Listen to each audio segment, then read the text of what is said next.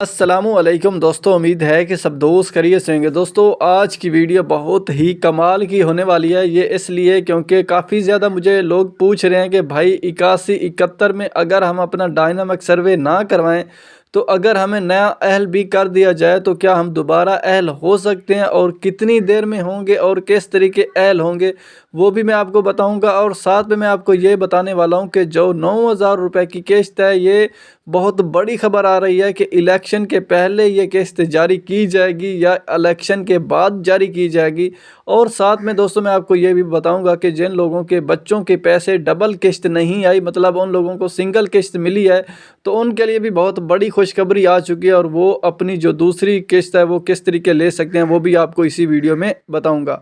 तो उससे पहले दोस्तों अगर आपने अभी तक इस चैनल को सब्सक्राइब नहीं किया तो चैनल को सब्सक्राइब कर लीजिए और वीडियो को लाइक कर दीजिए।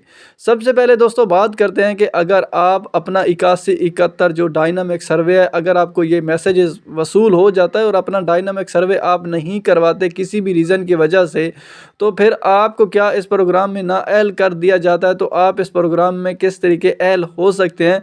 तो दोस्तों सबसे पहले तो मैं आपको ये बता दूं कि अगर आपको 3 साल का अरसा नहीं हुआ तो आपको ये टेंशन लेने की ज़रूरत नहीं है। अगर आपको 3 साल का अरसा हो चुका है तो फिर अगर आप अपना डायनामिक सर्वे नहीं करवाते तो आपको नाअहल कर दिया जाएगा। अभी मसला ये भी आता है कि कुछ लोग डायनामिक सर्वे जो है जानबूझकर नहीं करवाते। वो इसलिए नहीं करवाते क्योंकि इनमें से जो लोग डायनामिक सर्वे करवा रहे हैं काफ़ी ज़्यादा लोगों को नाअहल किया जा रहा है, क्योंकि उनका डेटा जो है अब नादरा से भी लेकर अपडेट किया जा रहा है, जिसकी वजह से अगर वो गुर्बत के स्कोर से ऊपर आ चुके हैं तो उनको नाअहल किया जाता है और उनकी जगह पर नए लोगों को ऐड कर दिया जाता है। जिसकी वजह से लोग अभी सोच रहे हैं कि हम डायनामिक सर्वे नहीं करवाते, देखते हैं कब तक नाअहल होते हैं, जब नाअहल हो जाएंगे तो फिर देखा जाएगा।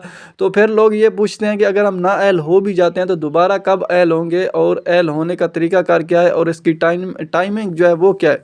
तो दोस्तों वो मैं आपको बता देता हूं कि अगर आप अपना डायनामिक सर्वे नहीं करवाते, ठीक है, आपको 81-71 से मैसेजेस भी वसूल हो जाता है, लेकिन फिर भी आप 30 जून तक अपना डायनामिक सर्वे नहीं करवाते तो अगर आपको नाअहलियत का मैसेज आ जाता है या आपको अगली बार किस्त नहीं मिलती और आपको कहा जाता है कि आप इस प्रोग्राम में नाअहल कर दिए गए हैं, तो फिर आपको कितना अरसा लगेगा, कम अज़ कम आपको 3 साल तक इंतज़ार करना पड़ेगा। फिर 3 साल के बाद दोबारा से आपको अपना डायनामिक सर्वे करवाना पड़ेगा और उसके बाद अगर फिर आप अहल होते हैं तो फिर आपको जो है इस प्रोग्राम में शामिल किया जाएगा। ठीक है, आपको फिर 3 साल तक वेट करना पड़ेगा अगर आप अपना डायनामिक सर्वे नहीं करवाते और आपको नाअहल कर दिया जाता है। तो इसलिए ये लाजमी है कि आप अपना डायनामिक सर्वे करवा लें। इस लालच में ना रहें कि हम क्या पता डायनामिक सर्वे करवा लें तो हमें नाअहल ना कर दिया जाए। तो ये 50-50 चांस होता है। अगर आप नहीं करवाते तो ये 100% चांस ये है कि फिर आपको नाअहल ही कर दिया जाएगा। तो दोस्तों अभी बात करते हैं कि यहाँ पर के 9,000 रुपये की जो किस्त है उसकी कुछ खबरें आ रही हैं कि अब जो इलेक्शन के पहले से ही जो है ये शुरू होने वाली है 9,000 रुपये की किस्त। तो ये बिल्कुल गलत बात है।